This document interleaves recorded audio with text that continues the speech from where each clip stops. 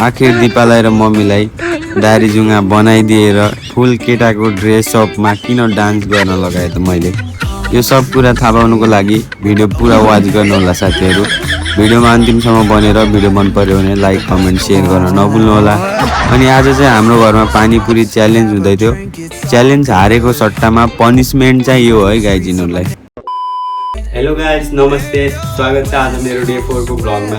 आज चाहिँ मेरो छुट्टी थियो गाइज होइन। आज चाहिँ रुममा केही एक्स्ट्रा गरौँ न त, केही फनी भिडियो बनाउन त, कि कन्टेन्ट युनिक कन्टेन्ट निकालौँ न त भनेर मैले चाहिँ आज हाम्रो घरमा पानीपुरी च्यालेन्ज गरिरहेको छु।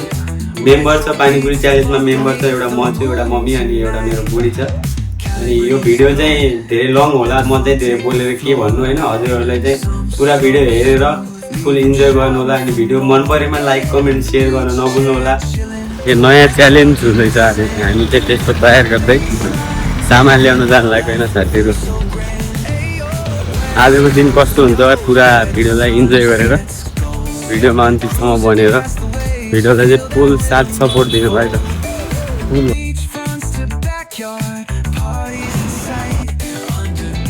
सो हामी चाहिँ फटाफट गएर पानीपुरीको पसलमा गएर 2 प्याकेट पुरी चाहिँ किनेर हामी चाहिँ अब फर्किँदैछौँ गाइज होइन। अनि बाटोमा आउँदा चाहिँ के गर्ने, कस्तो गर्ने, कस्तो तरिकाले भिडियो बनाउने त भनेर सोच विचार गर्दै आएको। अनि साथीहरू गर्मी पनि एकदम बेसी छ, मेरो हात खुट्टामा त घमाउरा आएर हैरान।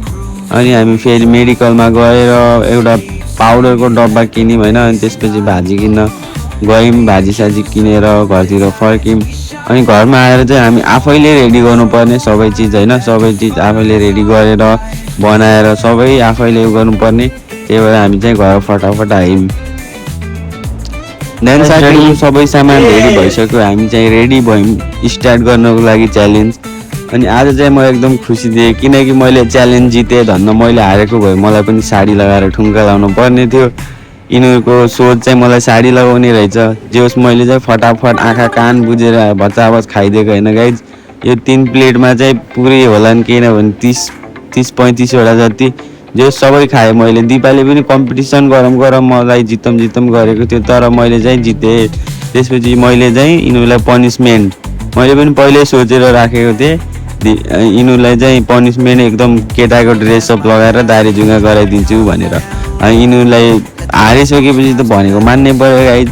अनि त्यस्तो नाइ भन्दा पनि कहाँ मिल्छ र होइन। जे होस् चुपचाप लागेर एकदम केटाको ड्रेसअप लगाएर यिनीहरूले पनि ठुङ्गा लगाइहाले। जस रमाइलो भयो गाइज। आजको दिन चाहिँ छुट्टी भएर पनि जस रमाइलो भयो। धेरै दिनपछि छुट्टी थियो मेरो। अनि आज